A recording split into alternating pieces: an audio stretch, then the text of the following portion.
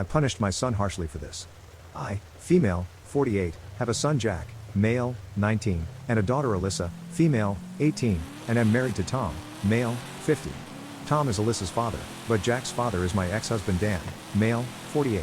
Dan and I had a pretty ugly custody fight and he lives in NY while we live in TX. Over the years Dan has unsuccessfully tried to get Jack to move in with him. It wasn't easy to fight him off since he is a very successful lawyer.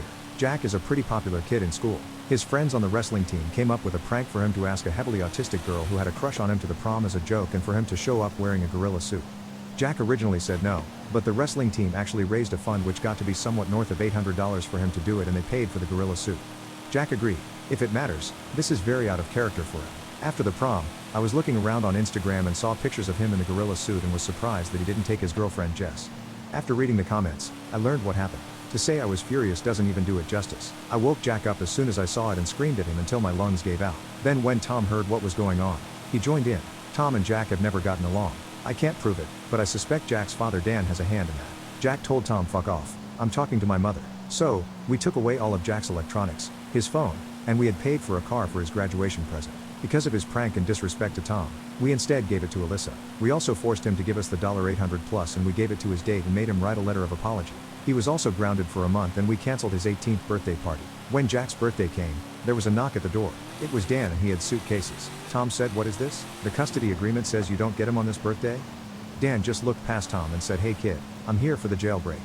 He then pointed at a Mustang and said, "Hope you like Fords. You can practice driving your new car on a road trip back to NY. Let's take a detour to No Law."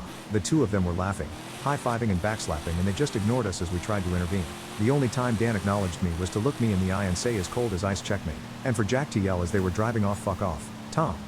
Since then, Jack has gone totally no contact with me. He talks a little bit to Alyssa and from the little he does tell her, he's doing well and Dan is giving him the royal treatment, bringing him to steakhouses, Yankees games, and just giving him outright cash. It has been almost a year and I'm going crazy thinking I've lost my son. So AITA? Edit. I see there is a little confusion here about whether Alyssa is my bio daughter or stepdaughter. She is my stepdaughter. We really have a mother-daughter relationship to the point where it doesn't even occur to me to call her my step. At the risk of understatement, Jack never warmed to Tom the same way. Final update. A few of you cared enough about all of this to ask me for updates periodically. So here it is. On the advice of some of the posters, I reached out to Dan to see if he'd be willing to consider brokering peace between me and Jack. About a week later I got a response telling me to meet him and Jack at a cafe in Manhattan.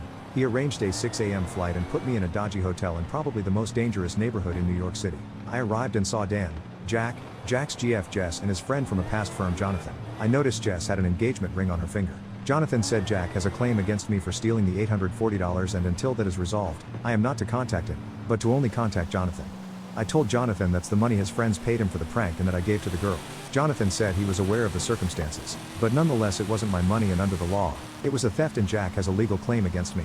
I said don't care if it was against the law, Jack had no right to that money and they can sue me if they want it. Jack said you locked me up in my room like a prisoner for a month, took the car bought for me with dad's child support money, took the money and berated me for hours on end. Unless you're going to give me the car, this is the only thing you can undo.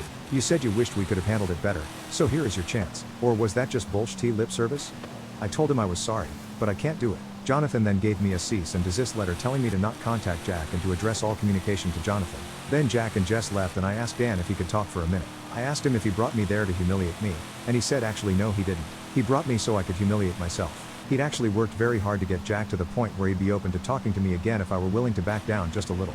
But since he knew that if I had to choose between my indignation and my own son, that I'd choose my indignation every time just like I did in our marriage. I asked him why he'd put us all through that. He said it was because a part of him wondered if I'd ever learn to pick love over anger. He bet his future that I wouldn't when he divorced me.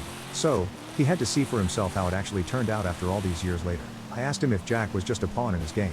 He said no, if I actually would have picked Jack he'd be with me now and there would have been nothing anyone could have done to stop it. But instead, my indignation over a stranger was more important to me than learning to move on with my own son. I asked him what about the girl? He then said I hope she'll be a wonderful daughter to you since you lost a son for her. I told her I don't know the girl. So, then he said sounds like a bad trade and left. Also, I'm apparently not invited to Jack's wedding.